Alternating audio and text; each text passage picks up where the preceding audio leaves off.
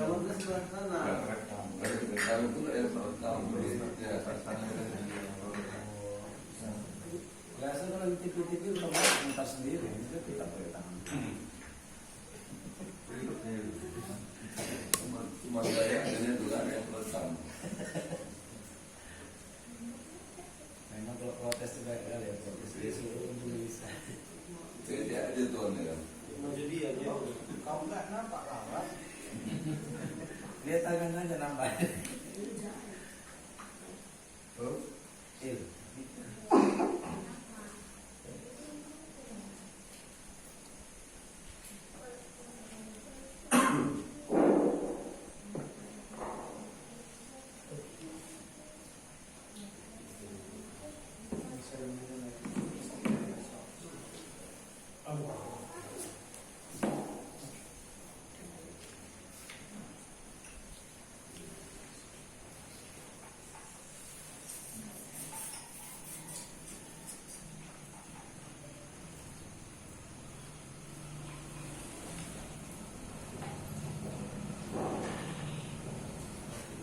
Bismillahirrahmanirrahim. Assalamualaikum warahmatullahi wabarakatuh. Waalaikumsalam.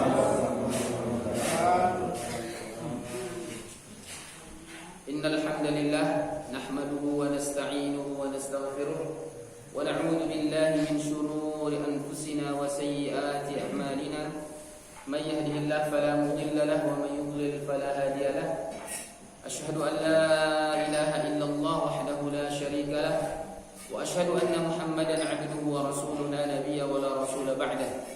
Allahumma shalli wa sallim wa barik ala Muhammad wa ala alihi wa sahbihi ajma'in. Qala Allah tabaraka wa ta'ala fi kitabihil karim, a'udzu billahi minasy syaithanir rajim. Ya ayyuhalladzina amanu taqullaha haqqa tuqatih wa la tamutunna illa wa antum muslimun. Bapak-bapak, orang tua kami yang kami muliakan, para hadirin yang dirahmati oleh Allah Subhanahu wa taala, mengawali kajian kita pada subuh yang berbahagia ini kita mengucapkan syukur alhamdulillah. Segala puji hanya milik Allah. Kita bersyukur kepada Allah, bahkan kita bersyukur kepada Allah karena kita bersyukur kepada-Nya. Agar bertambah syukur kita kepada-Nya. Dan tambahan syukur dan tambahan nikmat yang kita harapkan itu tidaklah hanya di dunia tetapi di akhirat. Salawat dan salam kepada baginda Rasulullah sallallahu alaihi wasallam. Kita berharap kita bisa bertemu dengan Rasulullah dan kita diakui sebagai umatnya. Di dunia ini kita tidak bisa bertemu dengan Rasulullah karena memang kita berbeda masa kehidupannya. Kita jauh hidup dari Rasulullah. Tapi ada kesempatan nanti di akhirat kita bisa bertemu beliau bila kita termasuk dari pengikut beliau yang setia sampai akhir hayat. Hari ini kita akan lanjutkan pembahasan kita dalam kitab Sunnah-Sunnah Harian. Hari ini kita akan menjelaskan tentang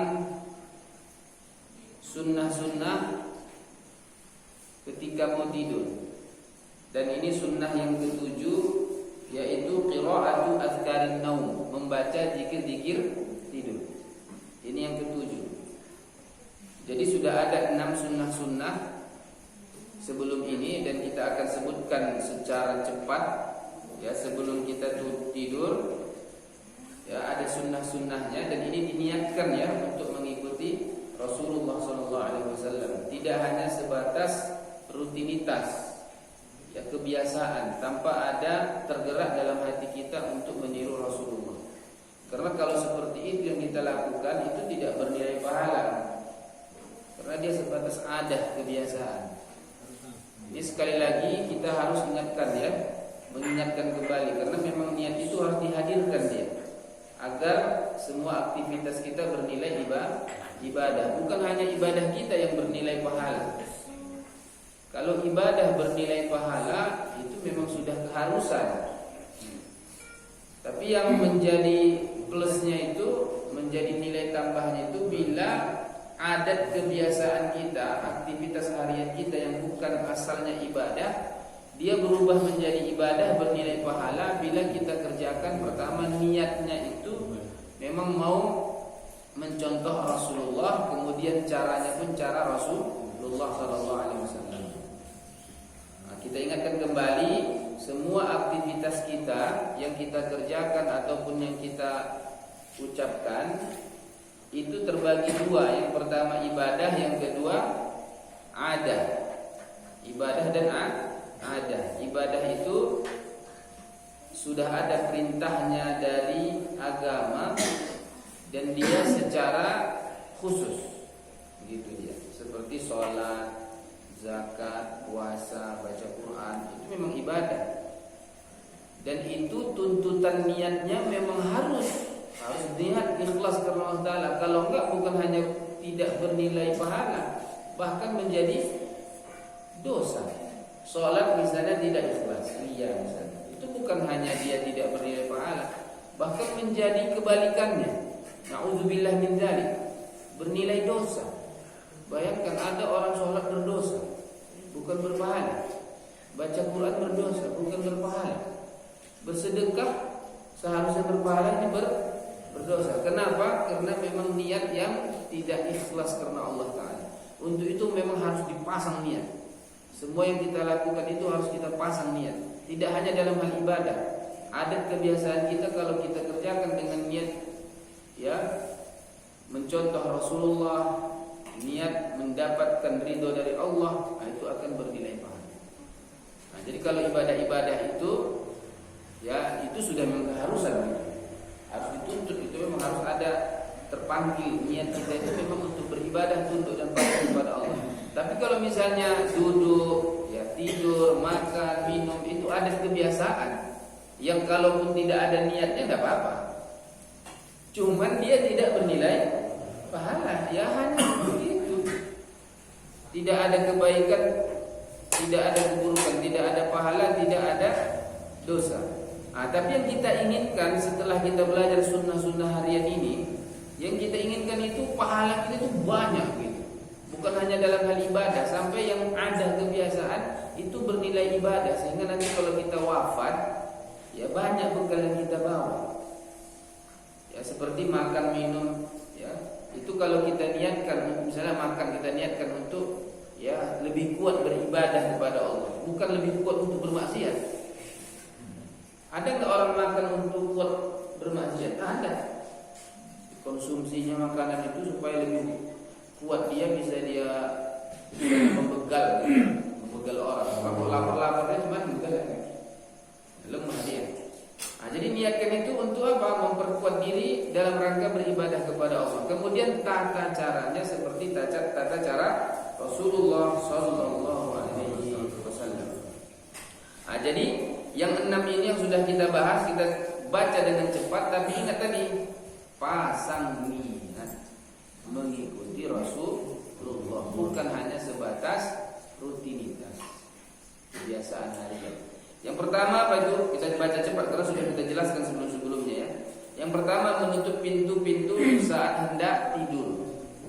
Ya, menutup pintu, menutup jendela. Kalau itu memang ada kandang hewan peliharaan kita, maka ditutup juga. Dan itu dengan membaca bismillah. Niatnya mengikuti Rasulullah, karena itu memang ada perintah Rasulullah Sallallahu Alaihi Wasallam, sehingga nanti bernilai pahala. Jadi kita nutup pintu aja malam hari udah berpahala gitu. Ya, nutup jendela gitu. Dan itu harus dipasang niat, karena memang secara asal orang kalau mau tidur nggak mungkin pintu rumahnya terbuka ya. Nah, yang membedakan kita yang sudah belajar dengan yang tidak belajar apa? Kita lakukan itu bernilai pahala. Nah, itu bedanya. Itulah beda orang yang paham dengan yang tidak paham. Beda orang yang belajar dengan orang yang tidak belajar. Itulah faedahnya kita belajar agama, sehingga berbuah pahala semua aktivitas kita. Nah, jadi kalau kita lihat secara umum, jangankan kita yang muslim ya, yang non muslim saja kalau misalnya malam, ya nutup pintu ya. jendela ditutupnya, tidak akan mungkin dibiarkannya rumahnya malam hari terbuka. Jadi khawatirkan jadi peluang bagi yang berniat buruk mencuri. Karena kan kejahatan itu biasanya juga didukung oleh adanya peluang. Kalau ada peluang, ya bukan, ya kan? Sebenarnya nggak ada niat dia gitu. Begitu dilihatnya ini kesempatan, jadi terniat jadinya kan. Jadi orang non muslim saja melakukan, tapi pertanyaannya apakah dia berpahala nutup pintu rumahnya itu sama nutup jendelanya? Tentunya tidak. Karena dia akan kerjakan itu ya sebatas memang dia hanya menyelamatkan diri, hanya sebatas itu. Kalau kita tidak mengikuti Rasulullah, ini perintah agama. Untuk itulah agama kita ini, agama Islam, agama yang sempurna, agama yang penuh dengan kebaikan, agama yang penuh dengan nilai pahala yang cukup menghantarkan kita ke dalam surga. Untuk itulah dia agama yang diridhoi Allah, lengkap selengkap-lengkapnya, ya, bernilai pahala. Jadi yang pertama tadi menutup pintu-pintu atau ya pintu-pintu saat hendak tidur, pintu rumah, pintu jendela, karena jendela dikatakan pintu juga ya. Kemudian kandang hewan peliharaan kita. Yang kedua, memadamkan api atau lampu sebelum tidur. Nah, itu hukumnya sunnah ya.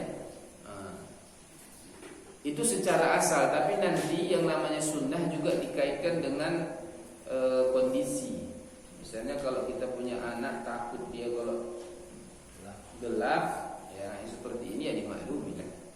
Dalam agama dimaklumi. Tapi secara asal sunnahnya dipadamkan lampu. Yang lebih kalau dia dikhawatirkan terjadi kebakaran, itu hukumnya jadi wajib. Misalnya lampu zaman dulu tuh ya. Apalagi kalau angin-angin kencang gitu maksudnya. Sudah tahu malam itu angin kencang, lampu masih hidup, rumah kita nggak terlalu tertutup ya kan, masih banyak yang bisa masuk ke dalam rumah. Yang seperti itu hukumnya wajib, kalau nggak kebakaran nanti. Nah, jadi diperhatikan juga maslahat-maslahatnya. Kemudian yang ketiga adalah wudhu sebelum tidur. Wudhu sebelum tidur, biar kita suci. Apalagi kalau kita lakukan seperti itu kan untuk ya siap-siaplah kita mau ya namanya tidur kan mati juga ya. Jadi kalau begitu kita terbiasa untuk suci sebelum meninggal gitu maksudnya. Apalagi nanti kalau ada naudzubillah min dzalik ya, ada musibah di malam hari kita dalam keadaan tidur. Nah, jadi kalaupun kita dijemput pada malam hari itu atau pada saat kita tidur ya kita dalam keadaan suci. Karena kan kita tidak tahu ya musibah itu ya terjadi. Kemudian yang keempat, mengibas kasur sebelum tidur di atasnya. Dan ini memang ngertinya kita itu, tapi tadi niat itu pasang niat. Aku lakukan ini karena mengikuti Rasulullah, karena memang ada anjuran Rasulullah SAW. Kita kibas-kibaskan ya. Dan dikibaskan dengan apa? Dengan kain atau memang ya alat khususnya ya kan, seperti sapu khusus. Kemudian yang kelima, tidak tidur menyamping ke sebelah kanan. Ya, ke sebelah kanan kita tidur menyamping. Di awalnya, adapun setelah itu bergerak sana sini, nah itu mana lagi kita sadar.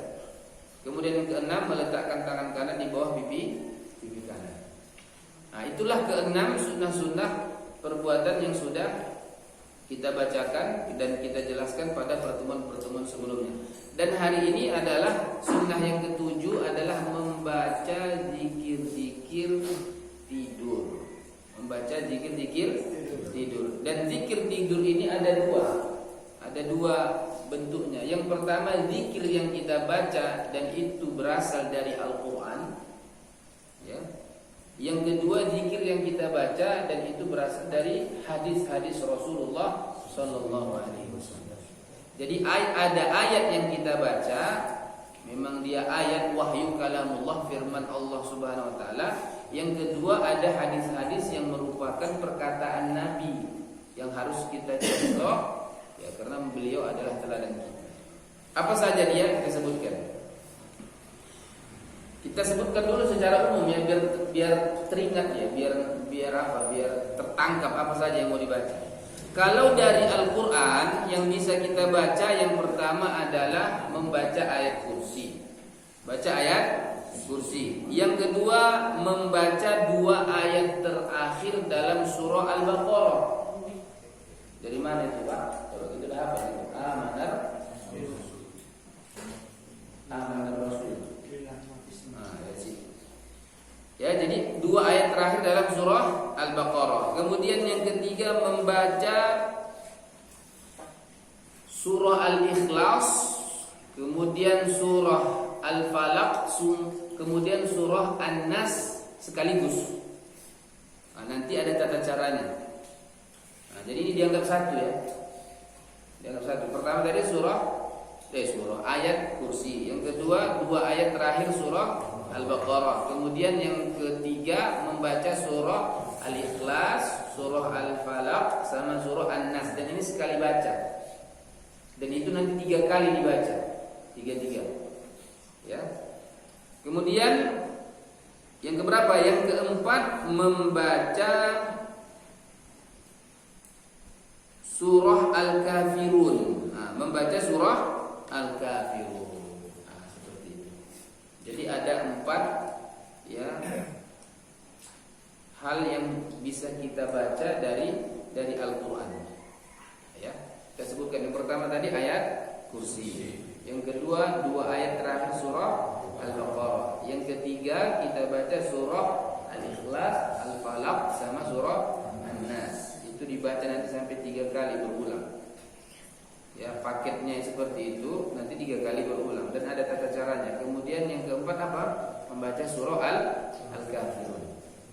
Ustaz, kalau yang ayat-ayat yang lain boleh.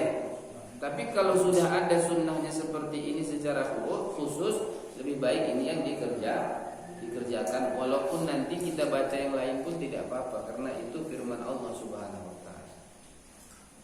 Kemudian dari hadis-hadis Rasulullah yang bisa kita baca. Di sini banyak, sangat banyak. Ini lebih banyak lagi. Jadi ini nanti kalau untuk hadis-hadis kita baca secara terperinci saja ya, karena dia banyak.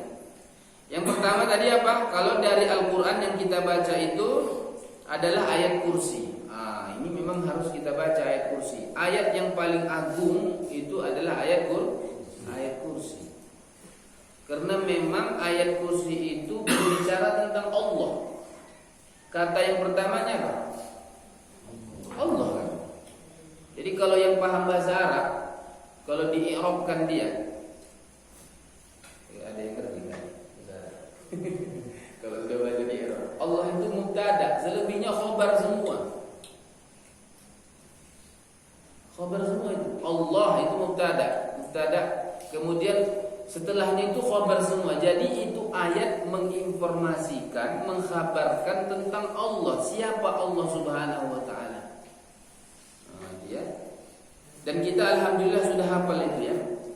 Ada yang gak hafal surah apa? Ayat kursi, payah juga itu. Bahkan tanda dia rumahnya muslim biasanya dipajang itu Pak ya. Ada ayat kursi. Atau kalau dia punya toko atau kedai rumah makan misalnya, dipasangnya juga itu supaya tanda kalau itu punya orang muslim. Gitu ya. Kita akan bacakan ayatnya, kita jelaskan singkat saja ya. Nah, jadi di ayat kursi itu termaktub dalam surah Al-Baqarah ayat 255 ya. Lafaznya Allah. Yang pertama ada lafaznya apa? Allah. Itu berbicara tentang Allah. Siapa Allah itu? Allahu la ilaha illahu al-hayyul qayyum. Allah adalah tidak ada Tuhan yang berhak diibadah yang disembah kecuali Dia. Dan Dia itu siapa? Al-hayyul qayyum. Allah itu maha hidup dan maha berdiri sendiri, berkuasa. Ya, berdiri sendiri. Allah Subhanahu wa taala tidak membutuhkan makhluk. Nah, kemudian jadi kalau kita belajar i'rabnya itu nanti Allah itu kan mubtada. Nanti selanjutnya la ta'khudhuhu sinatun wala naum juga begitu. Allahu la ta'khudhuhu sinatun wa la nawm. Begitu. Allah itu ya tidak mengantuk dan tidak pula tidur. Kemudian Allahu lahu ma fis samawati wa ma fil ardh. Allah itu hanya baginya lah apa yang ada di langit dan apa yang ada di bumi. Jadi semua alam semesta ini milik siapa? Milik Allah. Jadi Allah tadi yang berhak diibadahi, dialah yang maha hidup, yang berdiri sendiri. Kemudian Allah tidak mengantuk dan tidak pula tidur. Ya, hanya baginya lah apa yang ada di langit dan di bumi. Berarti Allah berkuasa, penuh kekuasaannya terhadap seluruh alam semesta. Man dzalladzi yashfa'u 'indahu illa bi'idznih. Siapakah yang dapat memberikan syafaat di sisinya kecuali dengan izinnya? Artinya tidak ada yang dapat memberi syafaat di sisi Allah kecuali dengan izin Allah. Jadi syafaat itu harus dapat izin dari Allah. Harus ada izinnya. Ya'lamu ma baina aydihim wa ma khalfahum. Allah mengetahui apa yang ada di hadapan mereka dan apa yang berada di belakang mereka. Jadi Allah Maha tahu. Ya, Maha tahu apa yang terjadi sebelumnya dan sesudahnya. Kemudian wala yuhituna bi syai'in min 'ilmihi illa bima syaa', dan tidak ada ya manusia, makhluk apapun, semua makhluk Allah yang dapat meliputi ilmunya. Ya, kecuali yang Allah kehendaki. Jadi ilmu Allah sangat luas sekali. Allah tahu betul. Kemudian wasi'a kursiyyus samawati wal ard. Kursi Allah, kerajaan Allah itu ya sangat luas. Ya, wasi' itu luas ya. Dan meliputi apa? As-samawat wal ard, langit dan bumi. Jadi kekuasaan Allah luar biasa.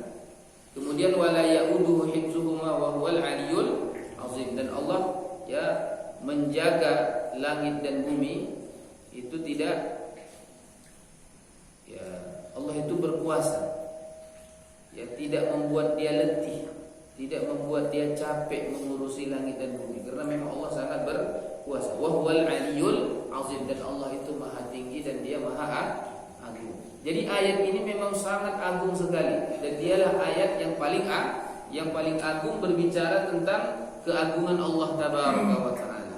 Nah, kalau kita baca ayat kursi sebelum tidur, apa faedahnya? Apa faedahnya?